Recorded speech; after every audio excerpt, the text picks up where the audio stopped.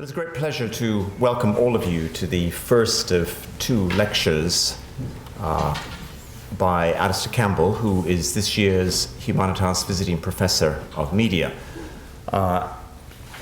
This is the fourth year that the Humanitas Visiting Professor of the Media has run, and as part of the thinking behind this professorship, that we invite not just distinguished academics and scholars of the media, but also practitioners, people who play an active role in the media and who understand the world of the media from the inside. All of us who are on the committee that manage this Humanitas Professorship of the Media felt that the time had come for us to focus on the relation between politics and the media, something which is immensely important for all of us and for the way that modern democratic societies function. And of course, in the wake of the phone hacking scandal, of the Levinson inquiry, of the Edward Snowden revelations, among other things, this changing relation between politics and the media, is something that is very much on the minds of all of us today. So we began to think about who we could invite who would understand these overlapping worlds of the media and politics from the inside. And it didn't take long to settle on the name of Alastair Campbell. Of course, Alastair doesn't need much introduction. All of you will know who he is. He was Tony Blair's press secretary from 1994 to 2001, when he became Director of Communications and Strategy until he resigned in 2003. Before that, he was a journalist for many years, mainly for the Mirror Group and mainly as a political journalist. Before that, he was an undergraduate here in Cambridge, where he read modern languages. So Alastair is uniquely well placed to see the worlds of the media and politics from both sides. He knows how these worlds work from the inside. He has a sense of how they've changed over time and how they're changing today, and he has very strong views about both. As Tony Blair's press secretary, he also played an important role in changing the relation between the media and politics, in part by adopting a very assertive and strategic view on the part of the government, something that earned him a few enemies among his former colleagues in the media. While he was press secretary and director of communications, he kept a very meticulous diary amounting, I'm told, to over 2 million words. 6 volumes of that diary have now appeared in print. I understand he still keeps a diary, so there may be more to come. He's also a novelist. He remains very active in Labour Party politics, and he is, as you know, a regular commentator on current affairs. So the way we're going to proceed today is Alastair is going to speak for about 45 minutes or so.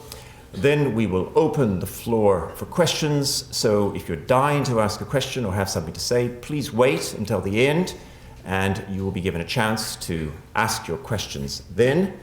We'll continue until 6:30, and then for those of you who are interested, Alastair will sign books over in the Alison Richards building. And we'll follow the same procedure tomorrow, although tomorrow the lecture will take place in Lady Mitchell Hall, which is very near to here. For those of you who are interested in this question of the changing relations between the media and politics, there will be a symposium next Wednesday afternoon, though to attend the symposium you do have to register in advance, and I gather it's nearly full, so if you are interested, please do that quickly. Let me take this opportunity to thank the Institute for Strategic Dialogue and the Blavatnik Family Foundation for helping to make these lectures possible, and to thank everyone at CRASSH for all the hard work they put in. We couldn't have done it without them. So without further ado, let me hand over to Alastair, and let me ask all of you to join me in welcoming Alastair back to Cambridge.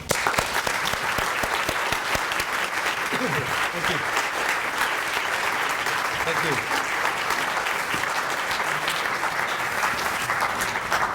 Thank you very, very much. I can sort of say it's nice to be back here. I can't say I liked Cambridge that much. I got very chippy while I was here. There were people here that came from backgrounds and schools that I didn't know existed, and I probably didn't make the best of it. So if this visiting professorship was meant as an honour, it cannot be because of my academic prowess, because I did not really set the place alight. But I am pleased that, as you say, I did languages, and that has stood me in very good stead for 3 careers: journalism, politics, and now a rather odd mix. There's some places down here, by the way. We'll all watch you coming down. You'll be fine, it's down here. These two here, you won't have to push past anybody. There you go. It's politics, journalism, now this rather odd mix. And all of them have relied to some extent on words and language to shape events. Now, I've 2 lectures. I've titled them A Life at the Nexus of Media and Politics, because that is where I've lived my life. And I will ask and hope to answer 2 questions. Today, why journalism and why it matters in a world of flux. And tomorrow, feeling that a Cambridge lecture ought to have very grand sounding themes, journalism and democracy, grounds for optimism in the face of the future. And the written version, which will be available online immediately or fairly soon after, lest you consider me naive, does have a question mark at the end of that. Now, one of the most powerful critiques of modern journalism came from Nick Davis of The Guardian. In his book, Flat Earth News, he detailed specific acts of press distortion, manipulation, and lying. But more than that, he made a very convincing analysis that the corporatisation of the media is what has led to its decline in trust and accuracy. He calls it a cancer. He argues that it's beyond cure. I hope he's wrong. But 3 things are clear. First, those who have created the cancer cannot cure it. The Murdoch-Dacre generation of owners and executives, let alone the so-called regulators of the Press Complaints Commission, have failed, cannot change their ways, have had their day. So second, hope of recovery has to rest with the next generation of journalists to bring a more honest, serious approach, and the next generation of technology, new forms of media which can break down old, corrupt power structures.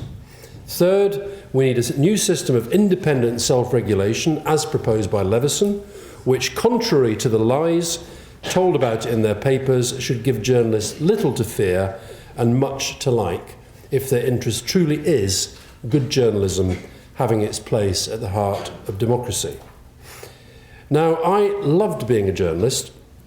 From my very first day on the Mirror training scheme, not least because that was the day that I met my partner Fiona 33 years ago, I felt totally comfortable being a journalist, and it's partly the journalist in me that hates what the Murdoch-Dacre leadership of journalism has done to its reputation. I think the pace of change has been greater during our lifetime than in any other period in history, and nowhere more so than in the media. Papers, radio and TV now active 24 hours a day. Deadlines and regional borders effectively gone. News and comment largely fused. Trends accelerated by social media, which didn't exist when I left Downing Street, let alone when I started.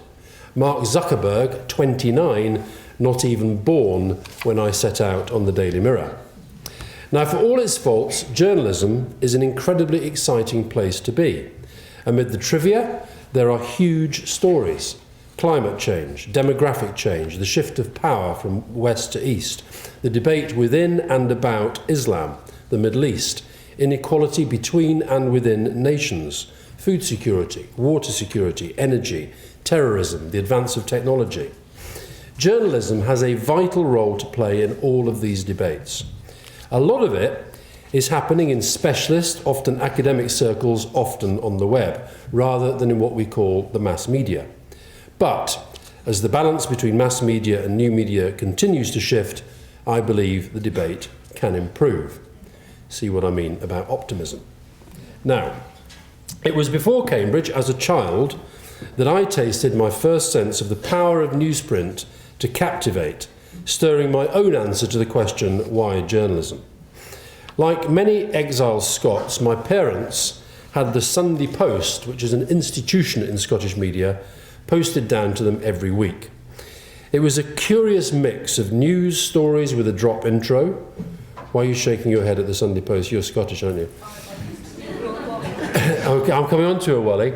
News stories with a drop intro, columns, cartoons, most famously the Bruins and Ur Wally, and exceptional coverage of Scottish football. And I used to read it from cover to cover. I was fascinated by the way that headlines fit. I was intrigued by how many perspectives on different subjects you could get into the same column. I liked the way that it could form the basis of discussion in the home. I liked the feel, physically, of the paper. And I sensed its values and a philosophy that gave it a unique sense of its own being. It was unrelentingly positive. Newspapers have to have a character to succeed, and the DNA of this often eccentric paper played a part in exciting my own interest in journalism. I was okay at my job, but not a great journalist. My only award was the Cudlip Award, and given that Robert Maxwell was a judge, and one of the articles was about his heroic role in alleviating famine in Ethiopia, I am not sure that it counts. I could do shorthand. I wrote clearly and quickly. I never feared asking questions, and I held various jobs, including news editor of the now extinct Sunday Today in my 20s, with an over-promotion nervous breakdown to show for it, and political editor of the Mirror. I was much better, I think, at my second career than my first, and that's because at heart I was always more a political underlined journalist than a political journalist underlined. Great journalists for me were people like my colleague at the Mirror, Paul Foote, whose loathing of injustice emanated from every pore and every word.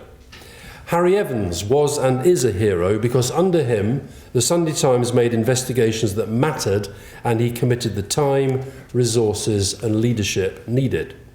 Carl Bernstein and Bob Woodward were heroes, and more of them tomorrow. Then there are those who remind us that journalism is also a matter of life and death. Terry Lloyd of ITN, killed in Iraq. Rupert Hamer of the Sunday Mirror, killed in Afghanistan. Marie Colvin.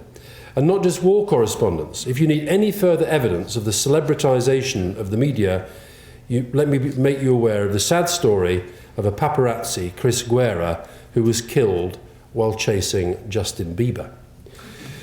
When I was a trainee, if you'd asked me my ambition, I would have said to be editor of the Daily Mirror.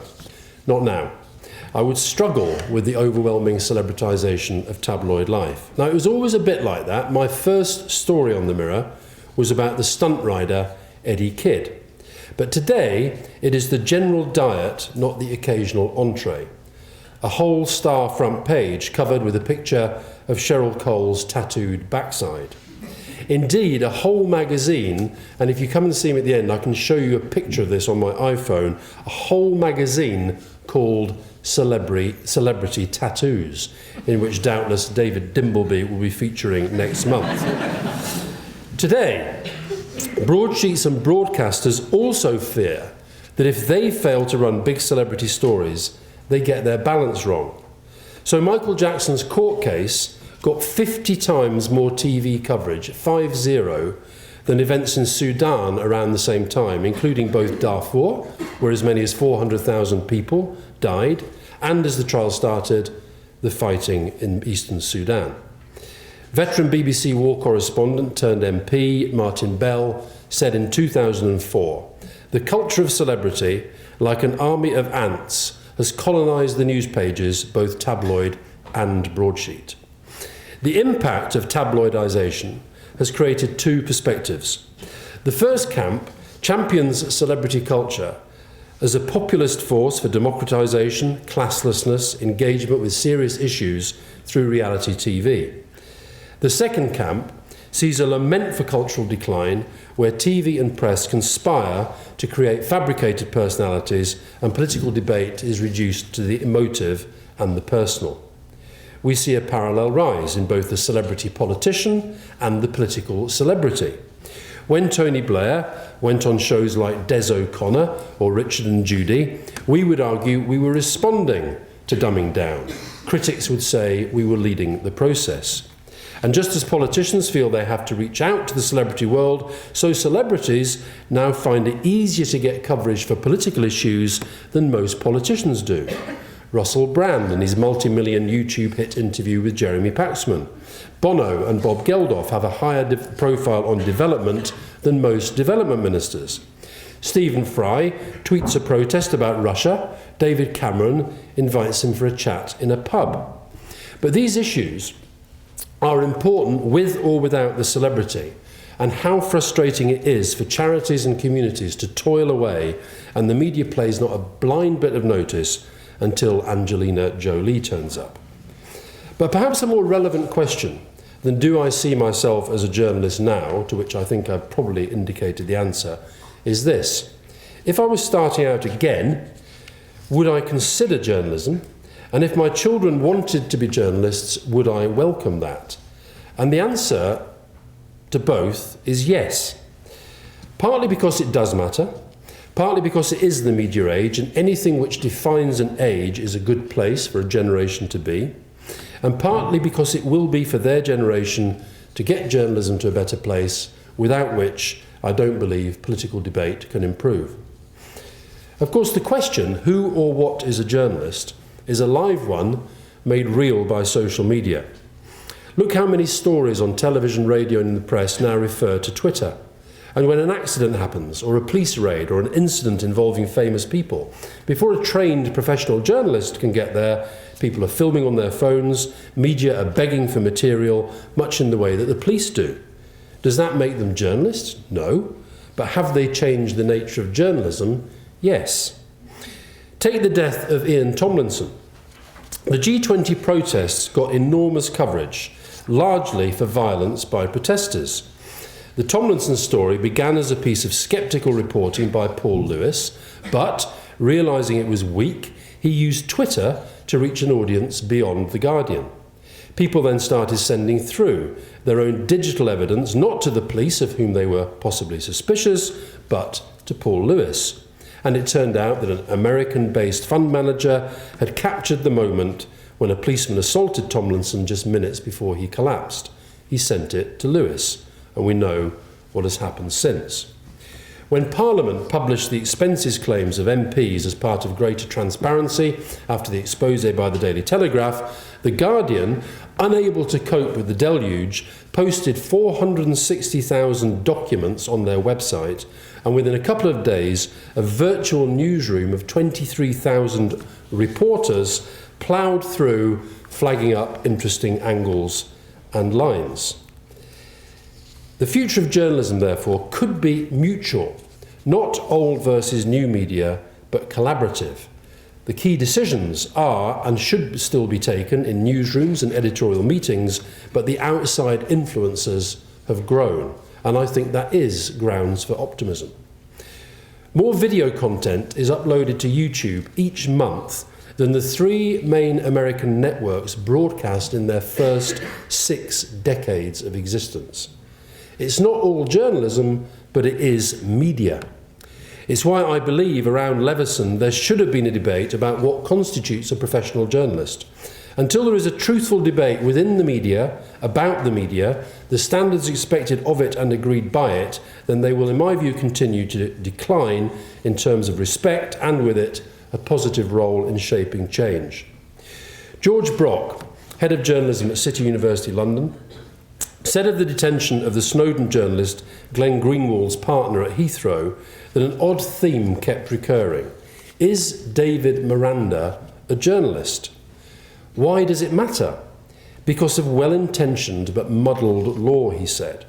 Controversial journalism happens at the junction of two colliding rights. The right of a state to keep things secret, to keep a country safe, and the media's right to disclose matters that inform public discussion, something I will address in more detail tomorrow. Brock suggested a way of managing this is to give journalists a special legal status. Now, it's an interesting idea. It doesn't, however, resolve the Miranda question, nor how to differentiate between what would be a legally privileged class from millions of semi-journalists with an iPhone and a Twitter account. But good journalism needs the concept of the professional journalist to take hold, as it has in the States, as it has in Germany, where there remains more quality journalism, in my view, as a result. Education is key. In the 1970s, the proportion of graduates to non-graduates entering journalism was 30 to 70.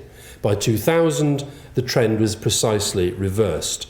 However, only 2% of graduates had done an undergraduate course in journalism, only 17% had a postgrad qualification.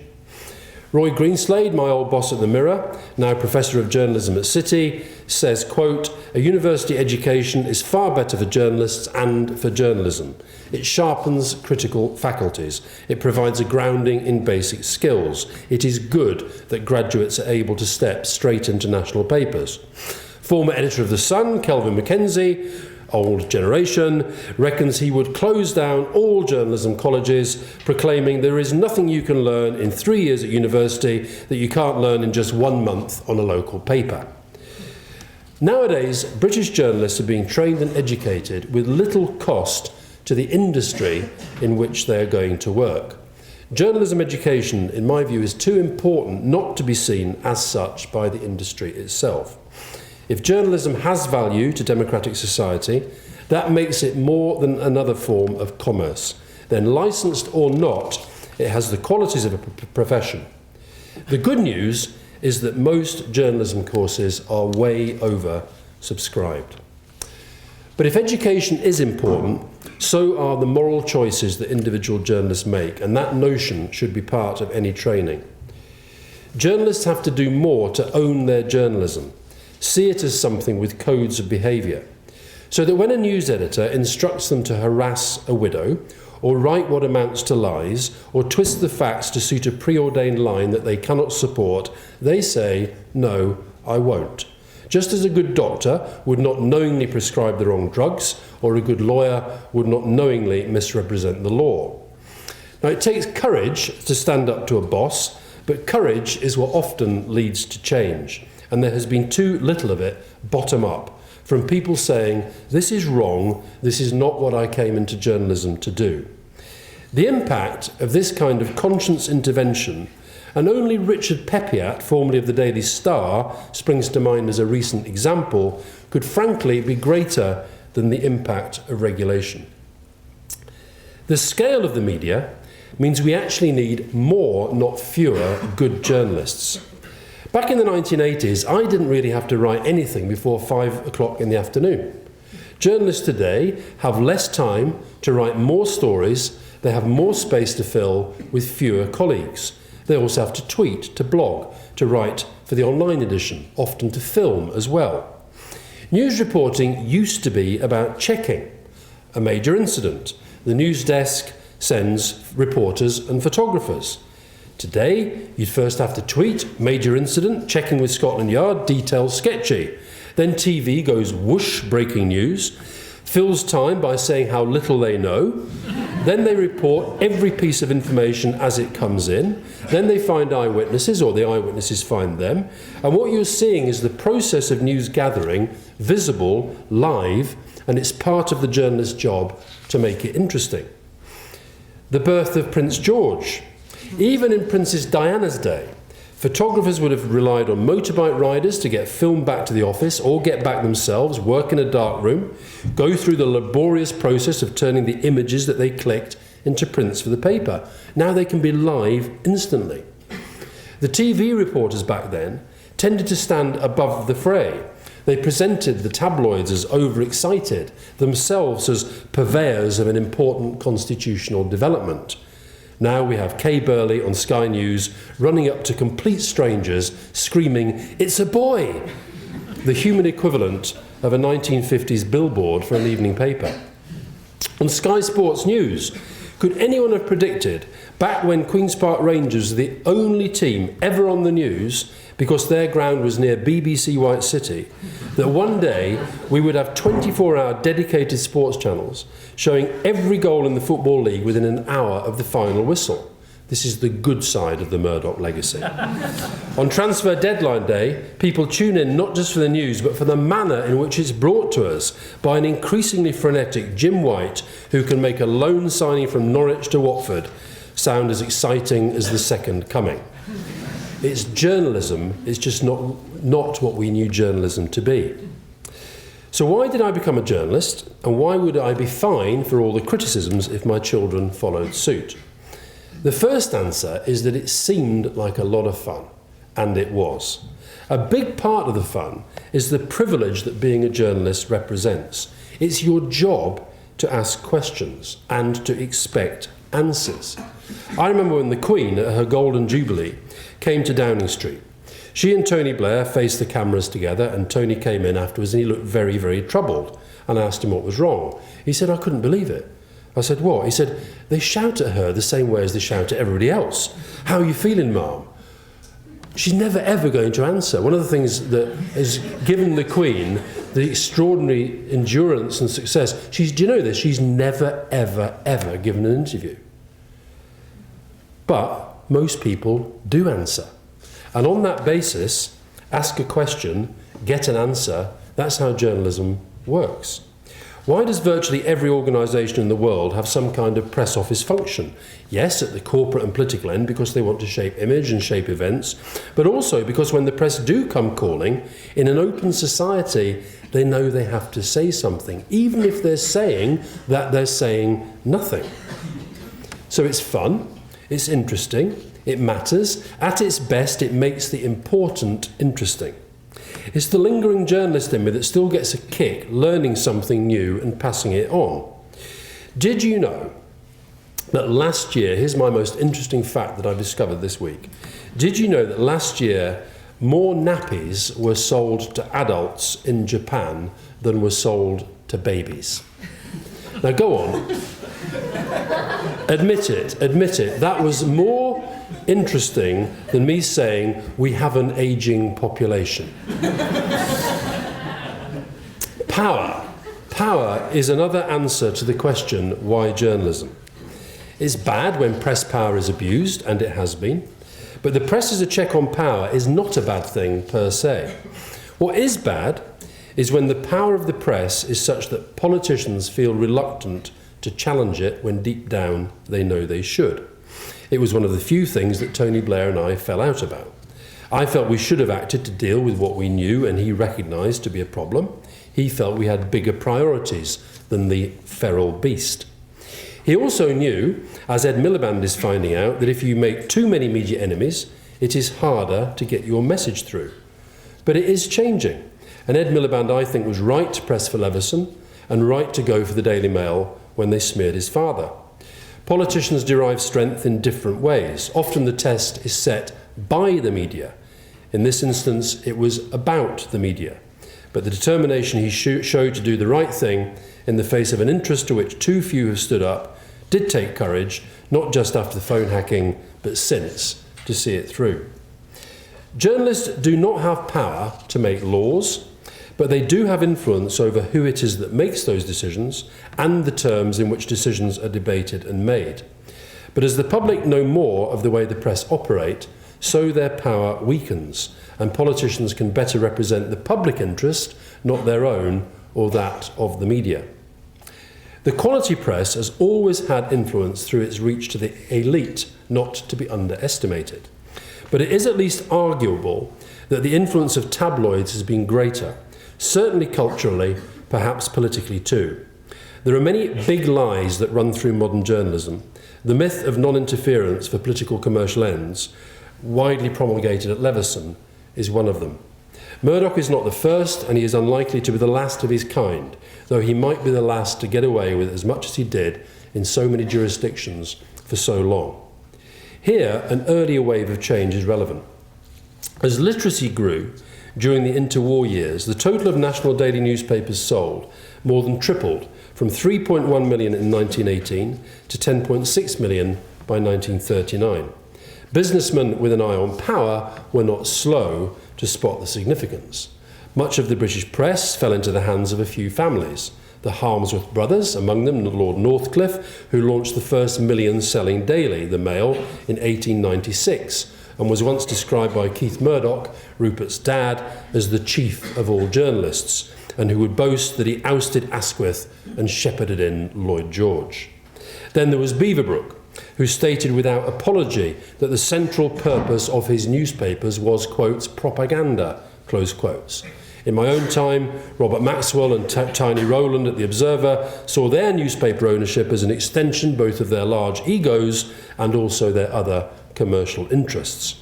Working for Maxwell, we could persuade ourselves that we managed him and minimised the interference, but we cannot deny that it existed. Owners and editors trooped before Leveson to say that they strove to tell the truth, but it's their version of the truth. It's their selection and their distortion which suits their agenda, their assessment of what readers want. In contrast to TV viewers, readers see the product rather than the process. The papers, generous to the point of ridiculous with their favourites or where their own interests are concerned, vicious and disproportionate about hobby horses or people who cross them. The same approach is now moving into TV. Fox News, fair and balanced my arse. And a good reason why, whatever the criticisms of the BBC, it should be supported, remain central to our culture, and having had the Murdochization of the press, we should resist the Foxization of TV news, which this government almost allowed and certainly wanted to. And for me, the real evil of narrow concentration of press ownership by a clutch of wealthy right-wing men, most of whom do not pay taxes here, is that it leads to a narrow set of values and interests within the news agenda. It's why, for all the concerns about privacy, online bullying and the rest, I welcome the impact of social media in breaking open the agenda setting of a self-serving political and economic elite. Alongside the myth of non-interference, we have the myth of press objectivity. It's entirely possible to strive to be fair, neutral, impartial. But in every one of those strivings, there are enormous cultural and specific judgments being made, and many of them are necessarily subjective. Unemployment falls, the Daily Mirror reports on those still out of work or on those regions where it didn't fall. The Mail and the Telegraph say that Britain is booming. The facts are the same. How the papers spin them is down to their view of the world, as is their choice of splash, as are their choices of omission, a distorting factor all of its own. And of course, broadcasters take this objectivity even further, so that the news formula becomes, here is an announcement, the Tories say this, Labour say this, the independent expert says this, here is a summary. The truth is in there, but it's too complicated for that particular formula. The BBC strives, broadly successfully, to be impartial. That is not the same as objective. It does not say vote Labour or vote Tory in the way that papers can, but it is influenced by politics and by other media, and it's made up of people making judgments which can strive to be fair, but that is not the same as objective. Nowhere is this more the case than over education. Most senior media people live in London, earn way more than MPs, never mind their readers, and the vast majority send their children to private schools.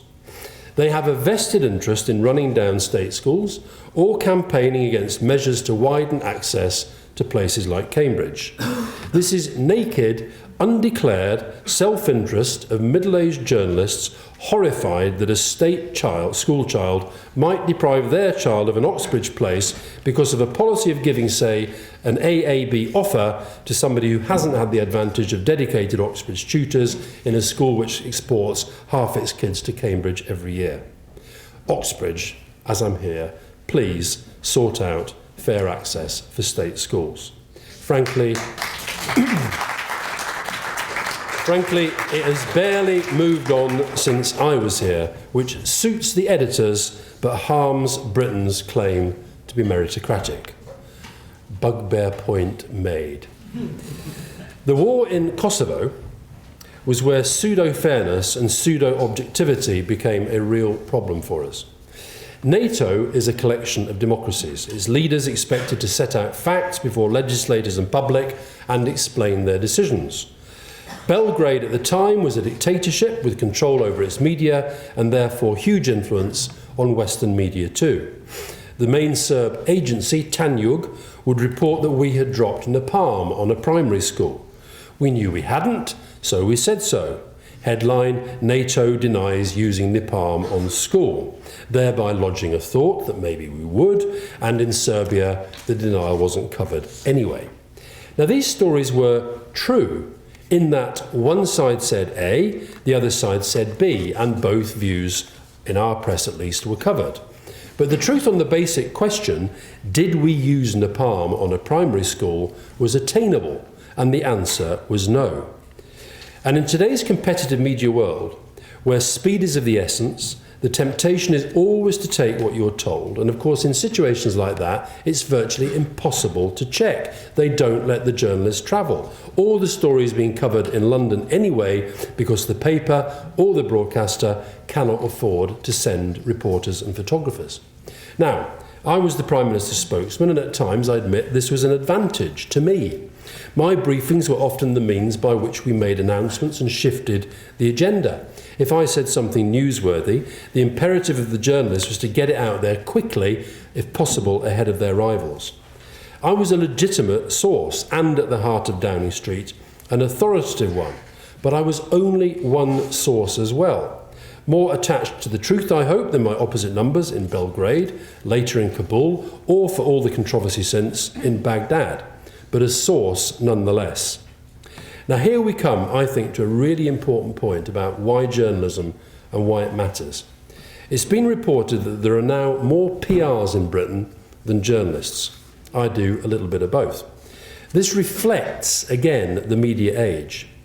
Reputation is one of the most vital currencies of our age. It has a real value.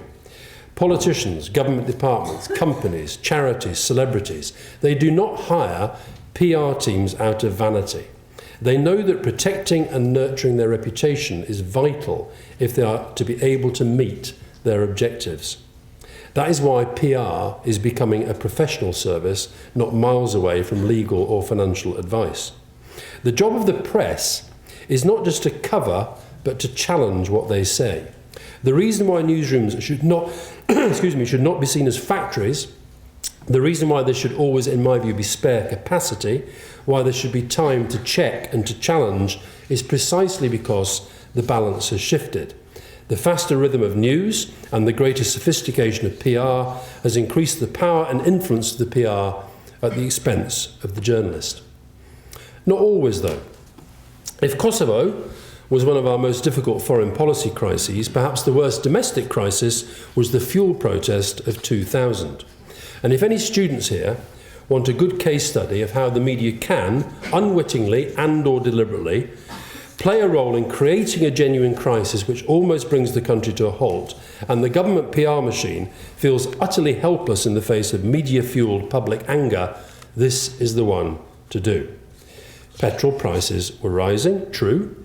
There were small protests beginning at refineries, but they had a wonderful communications network, namely 24-hour news channels, refinery by refinery, from Grangemouth to Milford Haven, reporters doing pieces to camera saying that passers-by were honking their horns in support, when suspiciously it looked like the same 2 or 3 cars driving up and down behind them. The newspapers sensed a popular uprising, and they wanted to be on the right side of it. So the headlines started. Will there be panic buying? ? And so there was panic buying. And the reporters were moved from the refineries to the garages, where nice old ladies sat in Ford Fiestas saying why they were stocking up. And by the next bulletin, as viewers saw the panic buying by these nice old ladies, they thought, well, I'd better go and panic buy as well, because that nice old lady's panic buying. And so the queues got longer. The scandal of the MMR vaccine coverage was another, where the hatred for the government meant, in sections of the media, meant that they ignored overwhelming scientific opinion in favour of a since-disgraced maverick and created a measles epidemic in parts of the country with their scaremongering. There are many, many reasons why I would like to do the debate I've asked Paul Dacre to engage in. His attempted bullying and intimidation, his cowardice, his abuse of power, his lies and twisting of facts, his hatred of anything which doesn't conform to his rather bizarre view of the world, and his role in creating a measles epidemic. How wonderful the irony, though, as I shall make clear tomorrow, that in the manner he has resisted change to the Press Complaints Commission he part-controlled, he has made such change much more likely. But I really do wish, meanwhile, a parliamentary select committee, either health or media or both, would conduct an inquiry into MMR and measles with him as first witness. This all leads back to the most important answer to the question, why journalism? The answer is that it matters. It matters more than ever, because the world is both more interconnected and more complicated, and journalism has to be a part of debating and deciding the big choices, with the public genuinely informed. When I was a young journalist, the defining big story was the Cold War, the battle between capitalism and communism. It could be scary, but it brought a kind of balance to the world. I find some of those issues that I listed earlier, whether climate change or global terrorism or water and energy security or geostrategic shifts, I find some of them a lot scarier. Something else. Most days we don't have contact with banking, the law, medicine, accountancy, but every day we have contact with journalism, frankly, whether we want to or not. It is everywhere. That is kind of exciting to be part of that. Now, you look like a fairly well-informed lot, but I want to read you 5 names. Alastair Carmichael, Theresa Villiers, Owen Paterson, David Jones, Jonathan Hill. Any idea who they all are? They're all cabinet ministers. Now let me ask you this. Do you know who Piers Morgan is? Have you heard of Arianna Huffington, Polly Toynbee, Trevor Kavanagh or Robert Peston? You see, they are spectators, but they are also players. The best-known journalists are better known than ever, and they're better known than many top-flight politicians. Right or wrong, it emphasises the extent to which, in the never-ending struggle between politics and media, it has tilted towards the journalists. Too much? Possibly. But certainly it has tilted in a way that should increase the responsibility journalists feel about what they do and about their role in society. The post-Leveson debate suggests that owners and editors believe they are above politics. They have shown themselves to be totally divorced from the public opinion from which they claim to derive their authority, and divorced from central pillars of journalism: commitment to the truth, at least an attempt at fairness, and a meaningful understanding of their role in democracy. Tomorrow, in addition to addressing inter alia, because there has to be Latin in a Cambridge lecture, the issues of regulation, ownership, social media, Snowden and WikiLeaks, which I notice I've spelt wrongly, I try to suggest why, despite it all, I remain an optimist about public debate, starting with the very good news that this generation of leadership, the Murdoch-Dacre generation, has had its day. Thank you for listening. I will take your question on that and indeed anything else. Thank you.